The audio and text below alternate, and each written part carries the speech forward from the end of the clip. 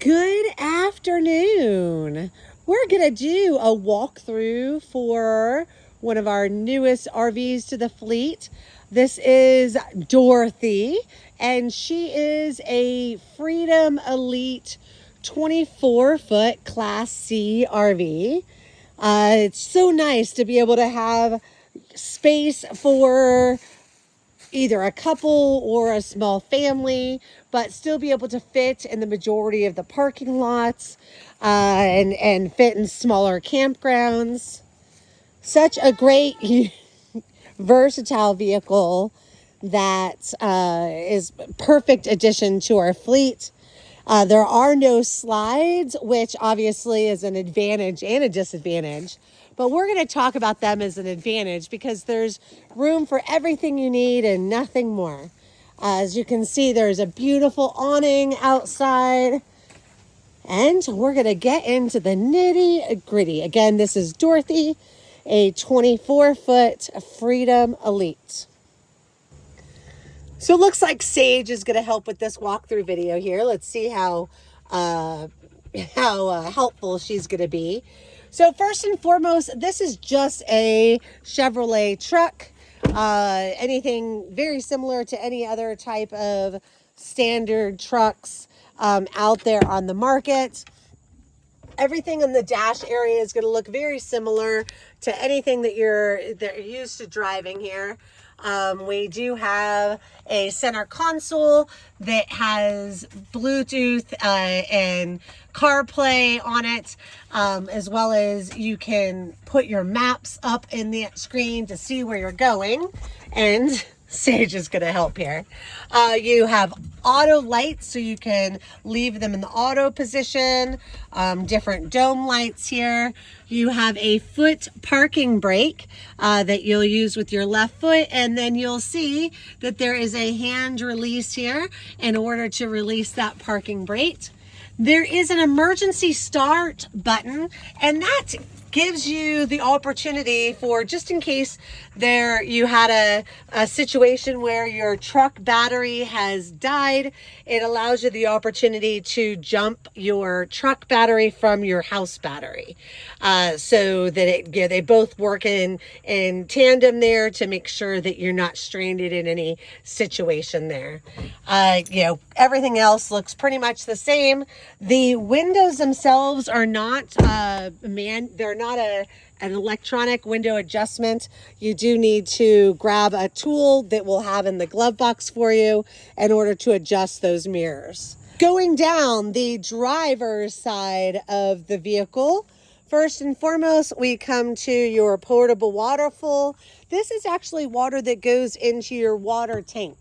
So obviously you would take that cap off, take the hose from the campground, plug it into the campground. We do have a water filter on that. And instead of hooking up into that location, you would actually sit it into this location here, and it just sits in there. It doesn't screw in, it just sits in there. And that will allow you to fill your water tank so that you have it in case you don't have city water or you don't have water at your campground location. It will give you the opportunity to fill your water tank for use throughout your stay. You'll notice that there's some huge windows on the side. That's really great. Right inside there is the dinette. So as you're driving down the road, you have a good view out the windows there through the driver's side. Next up, you'll see that we have our generator cabinet. It is a standard Onan 4000 generator. And everything for the operation of the generator is actually inside. But generators are such finicky items here that there might be some times that maybe your generator is not acting the way that you think it should be acting. So I would direct you to the outside cabinet, because there's a way to start the generator from the outside as well as get some troubleshooting and error codes in order to see what might be going wrong with your generator. If you're going on a long trip, we have some campers this summer that are going out for 5 weeks, 3 weeks, longer periods of time.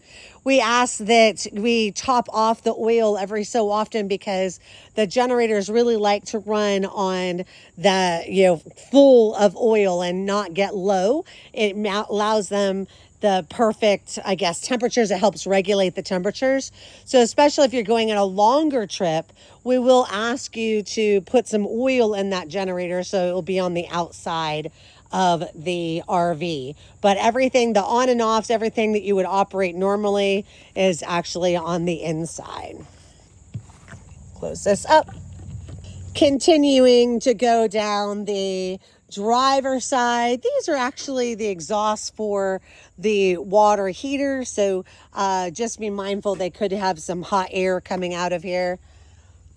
Next up, we have a cable junction. If there happens to be a cable TV at your campground, it's some like racetrack. Sometimes there is cable that you can hook up so that you can get your, I want to say, behind the scenes race info that goes through the cable there.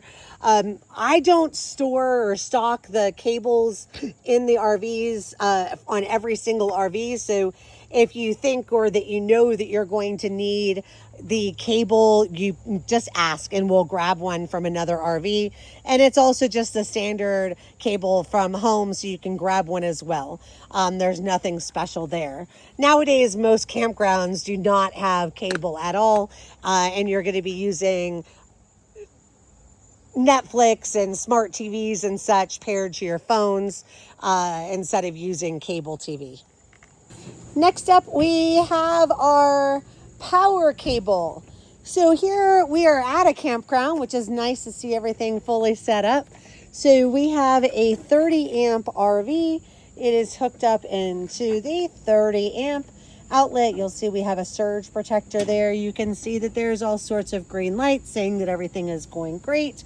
It is hooked, the power cable is hooked up to the surge protector, coiled up, and then into the RV. So when you attach it into the RV, you put it in there to the right spot, and it has a plastic ring on here that tightens it down. And that's mainly so if somebody is walking through this area here, we don't trip over the power cord and pull it out of the RV and fall and do all sorts of things. So the electric hookup is real simple here. It's on the back driver's side. It looks like maybe there's a 20-foot cord. Maybe, I don't think it could be much more than that. If you do need extensions, please let me know and we'll try our best to get you some extensions as well. We have the gasoline compartment here. It's just regular everyday gasoline, just the cheapest stuff you can put in there, 87. It's when you're filling up the gas tank, just be mindful. This is, I believe it's about 50 gallons.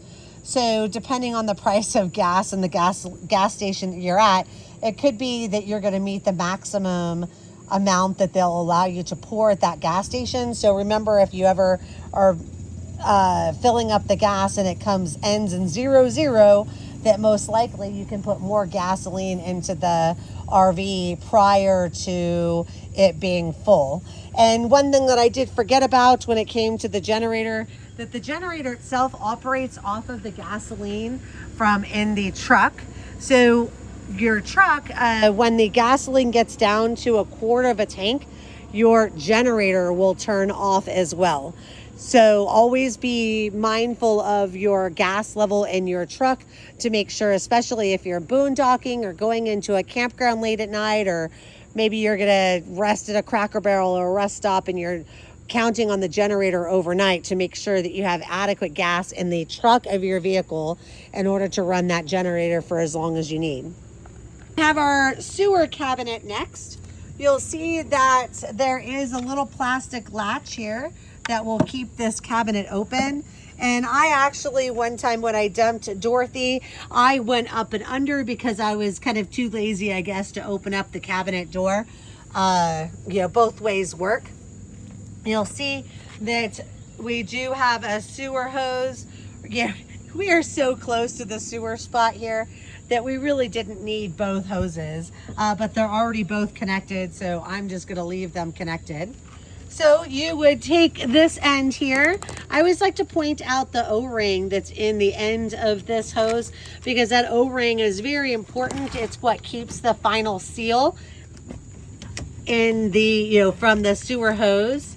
I'm doing this with one hand, but it's very important to make sure that you get this on there correctly. After I get it in place, I try to run my fingers around the outside and make sure that there's no huge gap, around there, that I didn't put it on a wonky angle, because it's a very big mess if you make a mistake. Again, following down to the other side. Usually I would push this all back together, and then we have a little valve that goes into the ground there, into the sewer at the campground here. This particular one has a little latch that actually gets tighter and looser with this little latchy thing, and you can put it in place and release it there. But the plastic elbow here is kind of important, because I feel like it gives you an opportunity to see what's going on, make sure that everything is dumped correctly.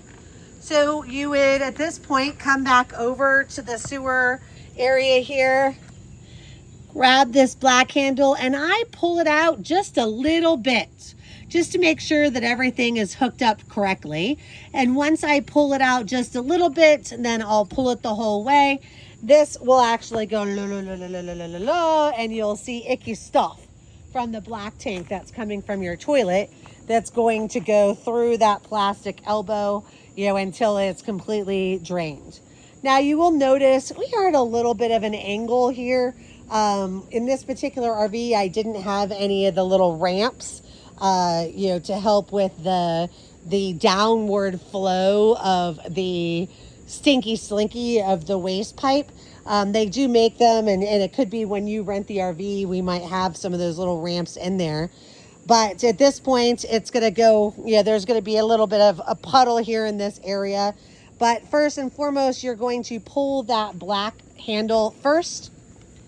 Then when there's no more ick flowing out, you would push the black handle back in, and then you would pull the gray handle out. Now the gray handle is the soapy water coming from your shower and your sink. So in theory, it's going to clean out the whole entire hose.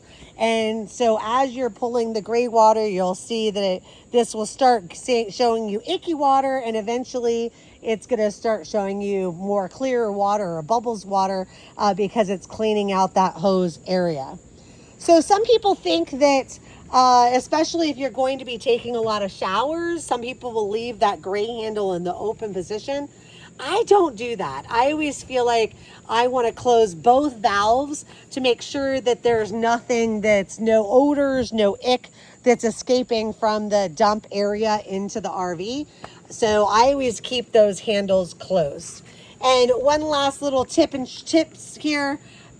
Even if your black tank is not full, anytime you go through the hassle of hooking everything up to the RV in order to dump, always dump the black tank first. And then when the black tank is dumped, then you can dump your gray tank. Because it would really suck if maybe you're taking a lot of showers and somebody came out and dumped the gray tank, and then you didn't have any clean water and gray tank tonight, and then in the morning maybe you realize your black tanks were full, or you wanted to have them empty before you started driving, and now you have no gray water to sort of flush everything out. So once you get things hooked up, I actually tend to just leave them hooked up, unless I know that I'm leaving first thing in the morning, or I know I'm only going to dump once here. I actually just leave everything hooked up until we're kind of getting ready to go.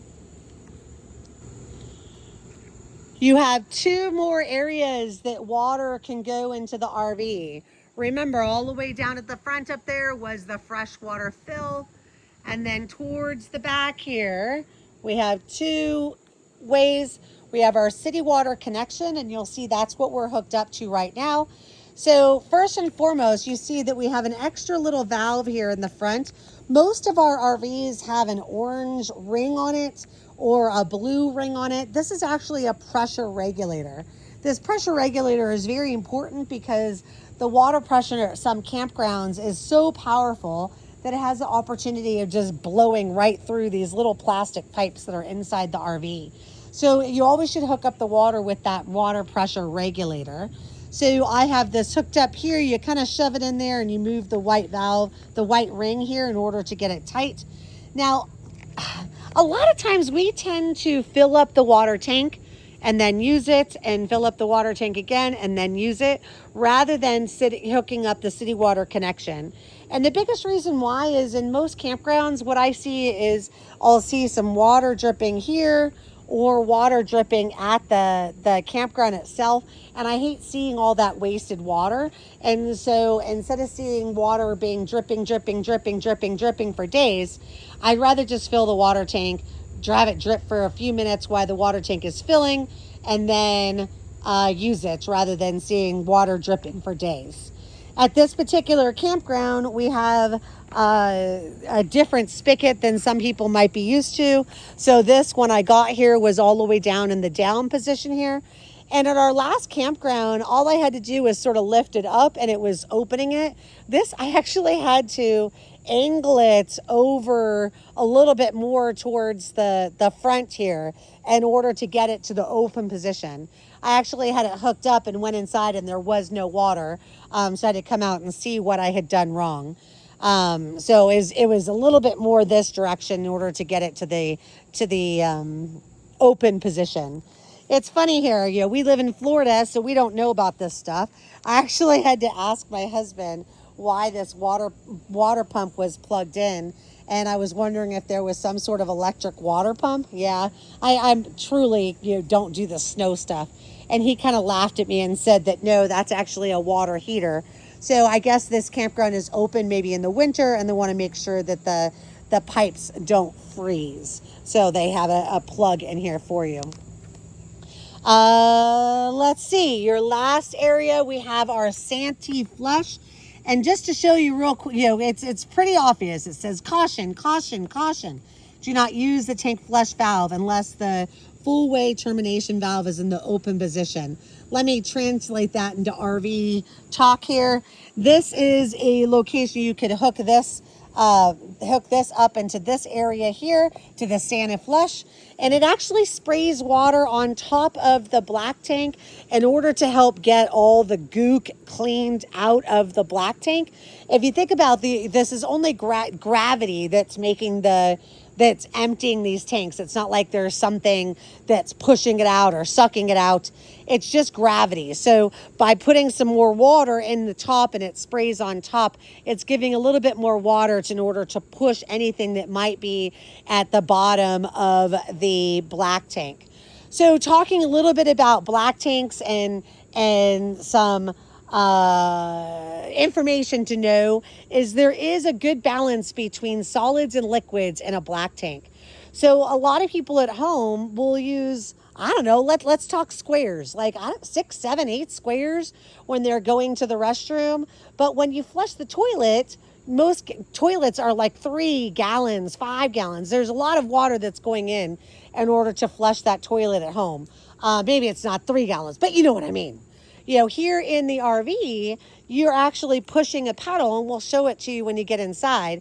You're pushing in the pedal, and if you just go shoop real quick with your foot, you could put like a third of a gallon. So you need to balance how much water you're using with how much solids, whether it be toilet paper or other solids, and making sure that what's in the black tank stays a liquidy substance. Ew, gross. Yes. So that it can easily be flushed out. So that's what the Santee flush is. So in order to use that, you would hook your water up here and you would pull the black handle open to the open position so that everything that's being dumped into the black tank can flow out. If you close that, if you don't open that black handle, there's gonna be a big problem, and it's gonna it's gonna totally flood the RV, and you don't want that cleanup. It's going to be a disaster. So Sand Flush is a big caution, caution, caution, caution. You know, don't use this unless that black handle is open. Just because I happen to see it here at the, you know, here, it's not necessarily a standard item in your RVs, but we did just get Starlinks that could be utilized and be rented with your RV. So in that case there is going to be the Starlink satellite. You'll see we have it plugged into the power pole here, and we moved it all the way out to this clearing out here so that we had good access to the sky, so that we could get some good internet here at our beautiful campground. If you rented the Starlink, you pull up the app and you can get it situated and get it aligned so that you can have full internet wherever you are, as long as you have full access to the sky. So at this campground, we do have a lot of trees. So right now, I think my husband said we're getting about 50% of what the speed was at our last campground that, you know, had no trees around us. So I think 50% of internet, or 50% of the speed, and having some beautiful campground trees around you is definitely favorable, and it's still tons faster than our phone. So again, this is something that you can add on to your reservation. It's one of the add-on options, and it's first come, first serve. We're, you know, have one right now, but as soon as we need a second one and a third one and a fourth one, we'll just keep buying them until we until we can help all of our guests out, provide internet for them on their trips. One important thing to note on Dorothy is it does not have any pulling capabilities. There's no tow hitch. So that was one thing that we considered in this particular trip that we went on in order to do our trial run with Dorothy, is that normally we pull our vehicle. We have a blue aux that we can pull our vehicle flat. And with Dorothy, you do not have that capability. So we also had somebody that just wanted to put a little bike rack in the back, or like when I want to call it like a golf cart rack in the back, and there is no tow hitch in order to do that. So if you're just looking for bikes, first and foremost, there are some racks that go on the ladder of the vehicle, and you strap it on here, put your bikes in the back, and you can bungee them in. But it also has a very large outside cabinet too, that you possibly can fit whatever you're thinking of storing. Just going back to the back end of Dorothy, you do see that there is a beautiful ladder to get to the roof of your RV, but there is absolutely no reason to be on the roof of the RV. As you can see, there's all sorts of air conditioning units and vents and all sorts of things, and you don't want to trip and fall off and break something, and that would just be bad. So no roof. The last outside cabinet by the front door is the propane cabinet. So you'll see that yellow little cap there. If you were to take it to an Ace Hardware or U-Haul, you would pull the RV up to that location closest to their fill spot, and they do everything for you. They'll come, they'll hook everything up, they'll tell you to get out, make sure there's nobody in the vehicle, no people or dogs in the vehicle, and they'll do everything for you. There is a gauge out here, and you'll see that this says that it's at about, maybe that's 2/3-ish. We, in Florida especially, we don't most places won't fill the propane tanks. They fill them up to 2/3 because they want some room to expand. So if it's at 2/3 or higher, we say that's good to go. You are responsible for filling up your tanks to how you received them. So we do have an easy drop-off option that if you would like, you can add to your reservation. And what that means is when you come in from your camping adventure, you just hand me the keys and I will fill up the gas tank, fill up the propane.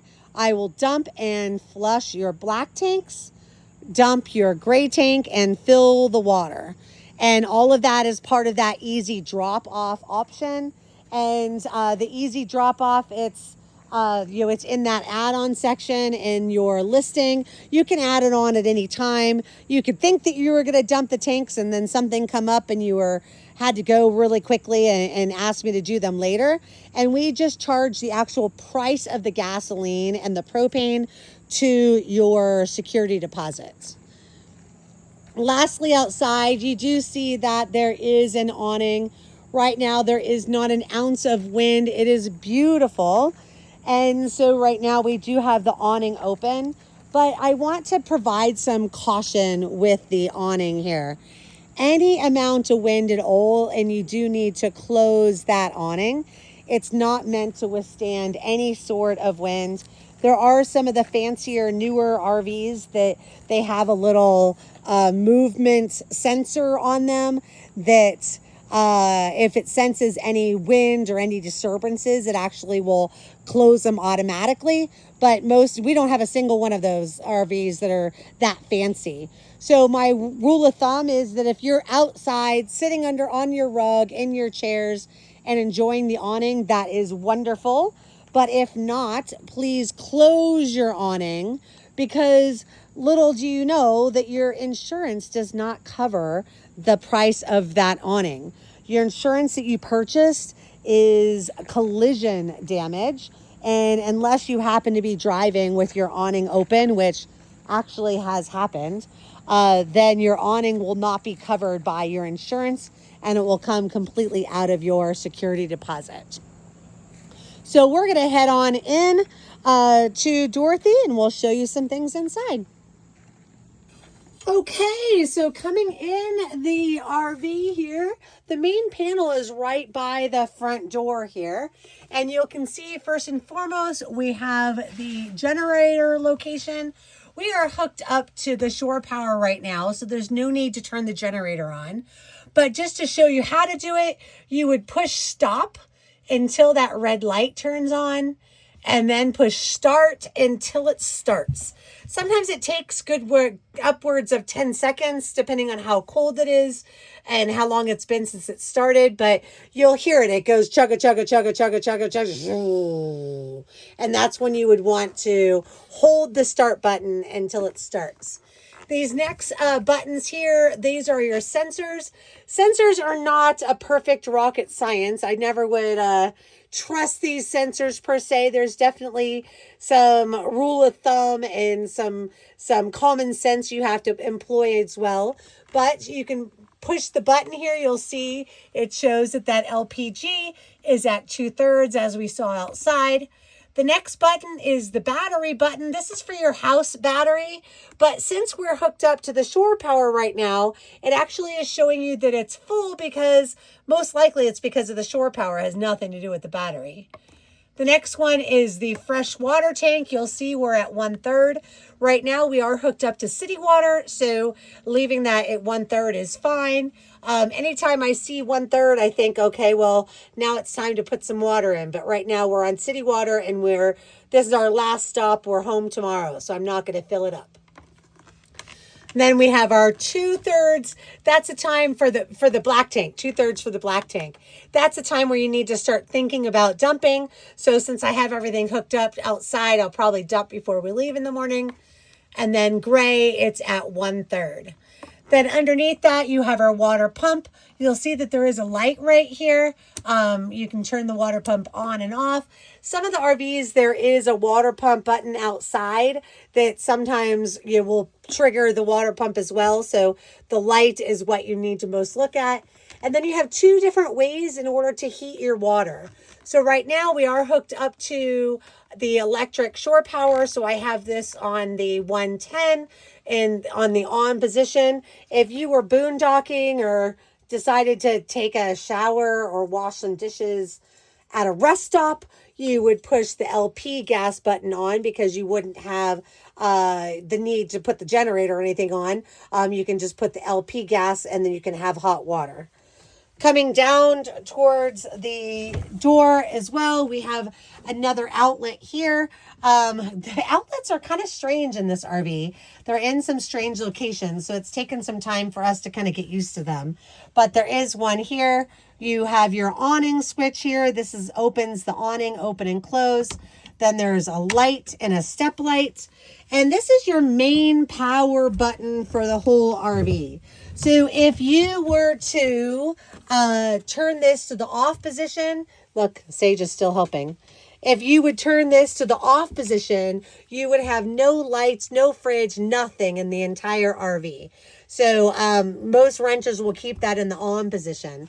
The only reason why you might want to turn it off is if maybe you were, at a hotel or somebody's house for a few days of your trip, and you want to completely shut off the power. That would be fine. But other than that, most renters are going to leave that on completely. Last but not least, we do have a solar panel. This is kind of a trickle charge to help keep the batteries charged. I never count on this solar in order to keep the batteries charged. You will have to use the generator.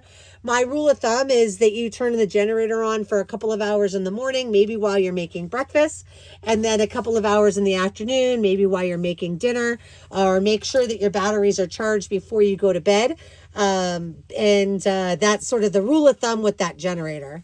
And you can see there is a screen door on this RV. You would close this little bubble thing. When you open it, you can see that you can close the screen if it's a really nice day. I wouldn't trust this screen at all. You can see that Sage wants to go out. This is just a really thin screen. It's not going to keep Sage inside the RV if she sees a squirrel or something. So if you have a dog, please beware. The screen does attach to the door so that it will latch shut. So other times you can just open and close the whole door. And there's a deadbolt lock here and a main lock. So you can be safe at night. So it's hard to show you how to light the stove here while I'm holding the phone. But what you would do is you would push this into the light position. See the light position there? Oh, it actually went on. Look, I didn't even have to do the clickety clicks. But normally you would put that in the light position, and then you would use this as the ignite. Sometimes, depending on the location, sometimes one of the back burners will light first rather than the front one. Sometimes if the gas was just filled, it might take some time to go into the gas lines in order to light. Just be a little bit patient. Again, you have to hold it in to that light position and then click the clicky clicks. There are lights there. I'm not sure exactly why you need them. And then in order to light the oven, it's kind of the same principle, but you would put this into the light position. But what you're lighting is the little bitty blue propane light that's all the way underneath the back here, all the way in the back. So there is kind of a little trick that I do when I light it, is I will hold this light and push it in and do the clickety clicks. And you actually could see the reflection of the pilot light down here at the bottom on the glass. It takes a good probably 10 attempts where I'm pushing it in, doing the click, pushing it in, doing the click until it lights. And once you get it lit, then you can turn it to the oven temperature that you would like, and the whole thing goes. So please be mindful anytime you're cooking. Make sure that kids are aware, dogs are out of the way. And then when you're done, always make sure you turn them into the off position. You're in a very small space here, and you definitely don't want gas to be on while you are in the RV itself. That would be bad.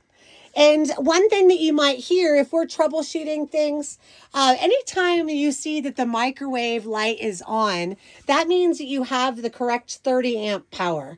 So sometimes people will say, well, nothing's working, or the air conditioner is not working. And my first question is going to be, is the microwave light on? And sometimes the response is, I don't know, we're not cooking.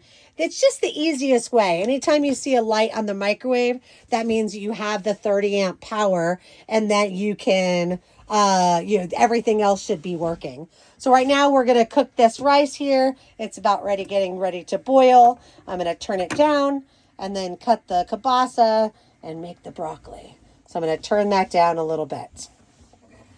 So in order to turn on the air conditioner, it's kind of the old-fashioned thing here. It's just a little dial. When you first turn on, the first click is high fan, then low fan. Actually, maybe there's a really low one, a medium and a high. Then there's a low cool, and then there is a high cool. And then you'll see there's a dial there where you can dial the temperature.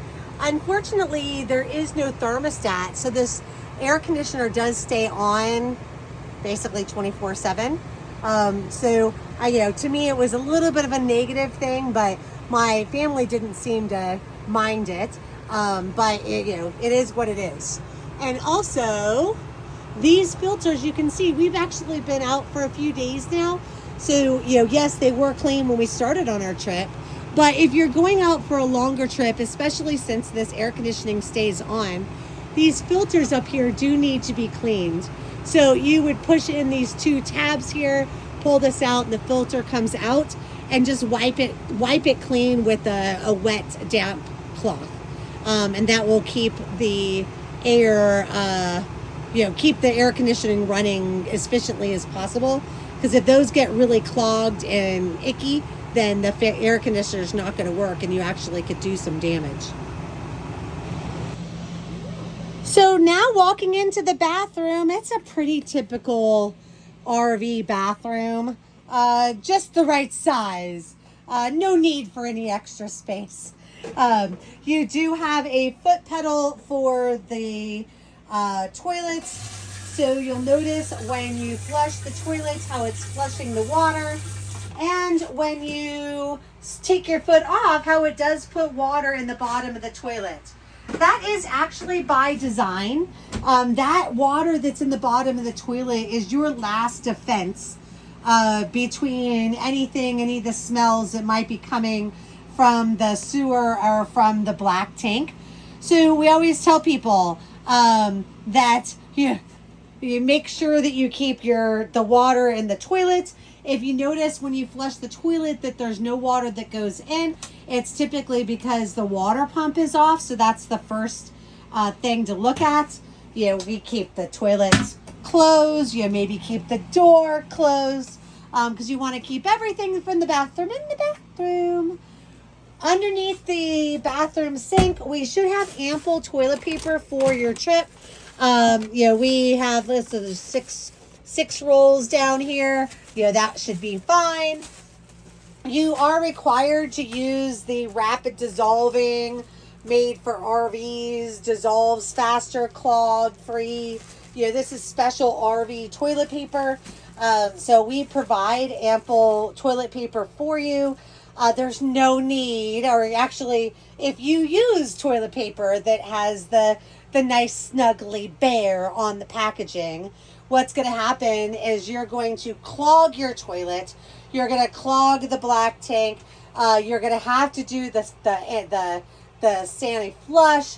You're going to have some very difficult times dumping your black tanks if you do not use the right toilet paper.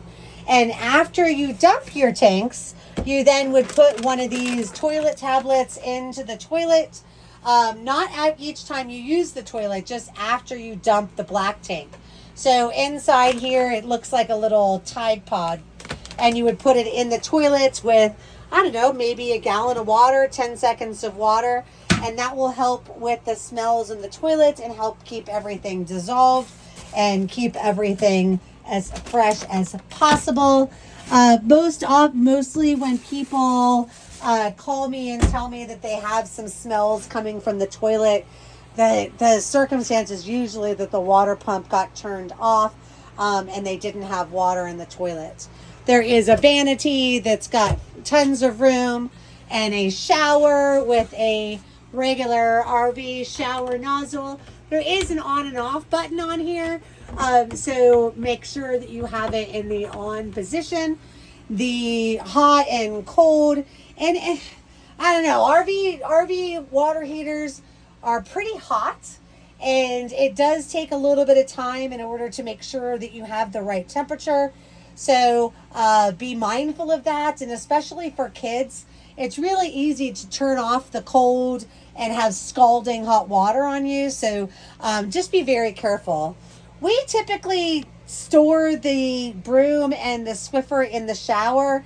It's just a really good safe place. Even then, while you're driving around, it still might fly around a little bit, but there's just not a lot of locations to put things like that. It does have a shower curtain, but it doesn't matter what you do, you're still going to get water on the floor in the shower. So people ask why we don't have bath mats.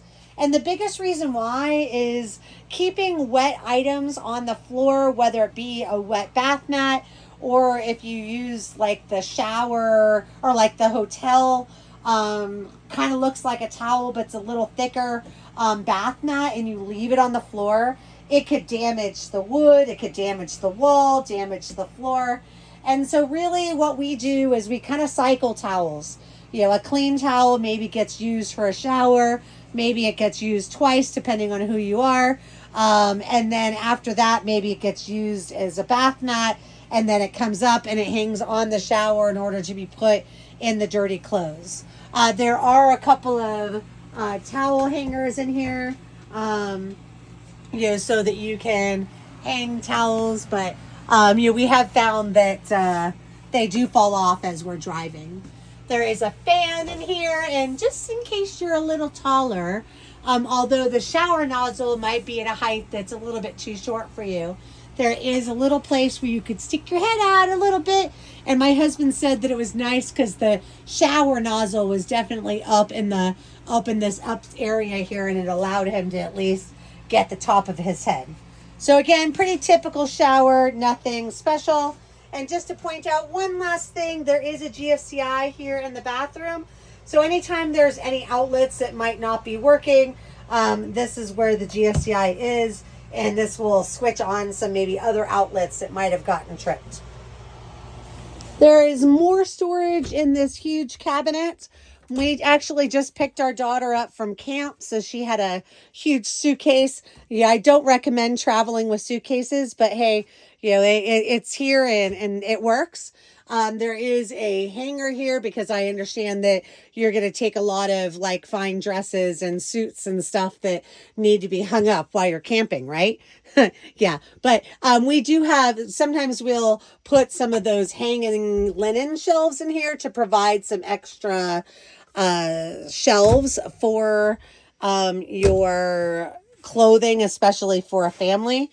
And just a little tip of ours, we tend to put our dog food bowls back towards the back of the RV so they stay out of the way and you don't trip on them. And we have these little rubber mats that, in theory, if the dog spills the water a little bit, or if anything happens, somebody kicks it, it's keeping the water off the floor. Dog food dishes and water dishes are a really difficult thing in RVs because they seem to get kicked and knocked in. And as you can imagine, this is like particle board and stuff. And if the water sits here for long, all the wood is going to completely get destroyed. So again, a little bit of a smaller RV, but there's definitely room for everybody and everybody's stuff, including the dog. The the loft bed is huge. It's basically a king size bed up here, so it's huge and room for everybody. Gosh, I think that might be it. One last video. I want to talk about the safety stuff in the RV. So first and foremost, we do have the smoke detector up here above the alcove bed by the TV. Unfortunately, I feel like There's not a lot of space between where you're cooking and where the smoke detector is. So, we kind of have a joke in our family that we know when dinner is done when the smoke alarm goes off. Unfortunately, smoke alarm does go off occasionally anytime you're cooking anything. So, when you're cooking, I tend to open up the screen, open up that window, maybe even open up the door. There is a fire extinguisher down by the stairs underneath by the sink. Then you could see the breakers and fuses are in here. So if anything ever happens and maybe there's a light that's out or an outlet that's out, it would be there. Down underneath the dinette is where the CO2 set alarm is. And funny but not so funny, both the dog have turned off the CO2 alarm and my daughter with her feet. So it was kind of shocking to have the alarm going off, but at least now we know what it is. And as far as seatbelts, there are seatbelts here. Technically, it looks like there's only one on this side and one on this side. So technically, it will seat 1, 2, 3, and 4. When you are not traveling, you can lift this cushion out and put the seatbelts down underneath the wood here so that they're out of your way. But we're now on our journey home, so we have them out and available to use. So I guess that might be it. Again, welcome, and I can't wait for you to enjoy a good adventure with Dorothy. Thank you so much. And we'll see you on your next adventure. Goodbye.